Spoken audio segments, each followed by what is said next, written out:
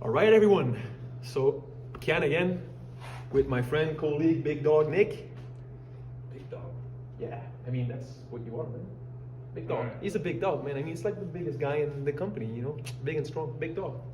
So, today, enough talking. Today, welcome to another Freeletics Live Training. We're gonna do a 360 flexibility flow. So a lot of mobility exercises, one after the other. So great to loosen you up. Great to take a break from home office and to get some stretching and some mobility in, okay? Nick, you feel like you're up for the task? I feel like I need some mobility. Yeah. That's exactly what you need, man. This guy has the right mindset. He's always ready to big dive? No. Jump in. Jump in. Mm-hmm. He's a native speaker, I'm not, so he's got all the expressions. You're not native? No. Oh. No, I'm not native. Hey. So, hi, for those who just joined, okay? This is Kian, and this is my colleague, friend, and Big Dog Nick. Big Dog Nick, this is what he's called around here, right? So we're gonna go and do another Freeletics Live Training today. And for those who just joined, we're gonna do a 360 flexibility flow workout, which means that it's gonna be a series of mobility exercises, one after the other. It's a time-based exercise, right? And it's about 10 minutes. And Tell them about the disclaimer. yeah, okay, good. Yeah, man, this guy is so reliable. Teamwork. All right. Teamwork. Yeah, that's it. That's what it's all about. So we're gonna go and do a workout, but before we do that, actually, it's very important that if you're feeling sick, injured, or you have pain somewhere in your body, it's probably not a good idea if you perform these mobility and stretching exercises. So you can watch to get all the tips that we're gonna give you, me and my big dog colleague Nick, but don't do it, right? You ready, man? Yeah, I'm ready. Okay, he's ready. I'm ready. He's just tired of hearing me speak. Okay, so, oh yeah, one more thing. Before we actually do that, how can you actually find this workout in the app? I don't know why I'm standing on my knee right now, but hey, no problem. So you actually have to go. I'll take a knee too. You take a knee too? I'll take a knee too. Teamwork, Big Dog Nick, so reliable, and this is what it's all about here at Freeletics. Community. Okay, so you go into your Explore tab, right? You click on Recovery and Stretching, and then you scroll down a bit, and there you go, 360 Flexibility Flow. You click on it, it's about 9 to 11 minutes, and it's a time-based exercises. And No, when it's not time-based, Kian. rep-based. Rep-based. Thank you, Nick. You're welcome. Teamwork. That's what happens in life. So when Nick is gonna be ready, only when he's gonna feel like he's ready, because it's Big Dog Nick, he has to go when he's ready. He's gonna press start, and then we're gonna start. Go. There you go, Nick. Thank you. Starting in 3, 2, 1. 3, 2, 1. Start. All right. So let's go, everyone. 20 shoulder warm-ups. Okay. One in the front, one in the back, for a total of 20 reps, 10 reps for each side, okay? What you want to do here, really, is to activate the muscles in the back, to bring your shoulder upright, and to get a maximum stretch, maximum range of motion for the muscles here that are going to be stretched in the front, okay? And you want to do the same thing when you're going with your arms in front. Not about speed. It's not about speed, yeah. It's about really feeling that you're going and you're reaching out like your arms, and you're going through the full range of motion. So you get two things out of one movement here. You get a stretch from these muscles in the front when you pull your arm back, and you're actually also actively engaging a lot of muscles in the back here to make that happen, right? So it's a great mobility exercise to get as much range of motion from your shoulders, and even if you do as many reps as Nick did, so 20 in total, you also actually get a local effect of warming up here, that region. Okay, so now Nick is going to perform some hip circles, okay? Again here, you want to use your muscle to actively, bring your leg up and rotate it to the side, right? You want to make sure that you go as high up and as far as you can on the side. so that you can actually get the maximum range of motion out of this exercise.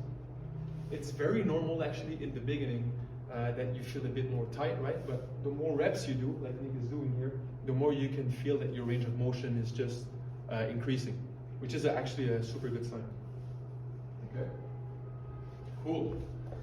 So after hip circles, we're gonna go and do some inchworms, right? So this is like it's kind of like a dynamic high plank, right? But the focus here is not really on the plank, is really on the backing part here, okay? So why is this part here, when he comes back, the most important one? Because this is where all the mobility and the stretching of the back and the back of his leg happens, right? Okay? So what you want to do here to help yourself out doing this is on the way back, you can actually more actively contract your quads to facilitate the stretching of the back muscles here, the hamstrings, okay? Cool.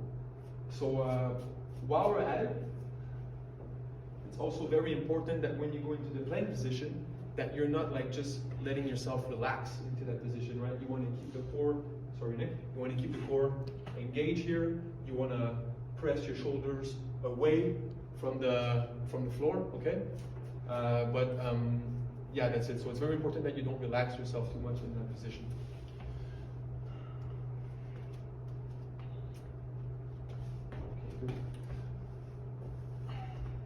So for the next exercises, we're going to do some lunge and reach. And this is actually one of my favorite ones. It's one that I do almost every day just to loosen up my upper body, especially when I'm coming out of a workout the previous night before. And what I like to think about here is really, you want to actually engage your glutes, contract that glute, to open up the hips in front as much as possible. You want to contract your quads here, actually also to keep that leg straight. And you want to feel like a rope is pulling across your knee to the front and a bit to the side. And what's going to do here, it's going to create a lot of tension so that your the back of the muscles here and the adductors are stretched out and your hips are opened up. And what Nick is doing here right now on top of it, this rotation really activates and also at the same time stretches the muscles around the back here that are responsible for controlling and protecting your spine. Okay? So once again, you want to feel like a rope is pulling your knee in front. You want to keep the glutes activated in the back and that leg as straight as possible so that you can actively open up the muscles in the front of the hip and in the interior here. And you want to go and give a rotation as much as possible inward. And then you want to reach out like Nick is doing to the ceiling as much as you can as well, right? So you're both activating and also actively stretching these muscles to loosen up this part of the body. Is it okay if I can't touch my elbow to the floor? Yeah, it is perfectly okay. So I actually, this is a very good question. I can personally not go and touch my elbow to the floor. Everybody's different. Everybody has different segments and also flexibility, capacities at different places. So just go as far as you can on one side and as far as you can on the other side. And it could be that with time, this actually increases as well. Okay? All right, so the next one is deep squat hold to toe reach. This is actually, again, like for lunge and reach, not the easiest one to do because everybody is different again. So Nick here can actually go into a very deep squat position because he has very good ankle mobility and hip mobility. But what you want to do here is you want to focus on, like if a rope is actually pulling on your bum here, and it pulls you to the back and then up, right? And if you're doing it right, you should feel a progressive stretch, and you should feel like you're loosened up, that you're able to go further towards the back because your hamstrings are getting looser, right? The back of your legs are getting looser. So you see Nick here is actually adopting also a wide squat position. Just let me check something. Yeah, okay, everything is good, okay. So Nick is adopting a wide position. This is also what I would do because basically we are mobile but not too mobile. So widening up the leg really helps to have some space for your hips to come down, okay? So don't hesitate to find your good position, your most comfortable position to be able to do these movements, right? Okay, cool. So what's the next one, Nick? Scorpions? Scorpions. Okay. All right, this is also another one where we have a lot of questions on whether or not this should be exactly like in the video or not, right? So again, the principle is the same. You have to do what you can with what you can actually do, right? So if you're not that flexible, that doesn't mean that you cannot do that movement, right?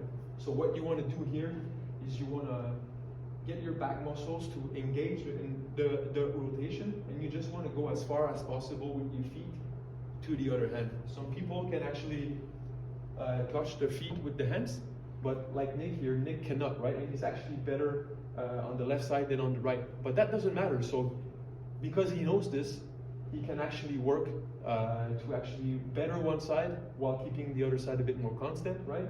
And he's not panicking with this. He knows that maybe after a few weeks, this range of motion is probably going to improve because he's going to practice this movement, right? Okay, so the scorpions are done. So now we're going to go and do some diving push-ups. So this is a great exercise. Actually, I love this one as well. I do that every day. So this is a great exercise to engage the core, the shoulders, the chest, and also get in some spine mobility here, right? So what you want to do here in the downward dog position is to push yourself away from the floor and really go in and lock your shoulders, okay? And when they're locked, Nick is going to unlock at the elbows. Yeah, keep his arm tucked. Go as close as possible to the floor before coming back up, right? And then you get all this region, this upper body region activated as well. Very good, Nick.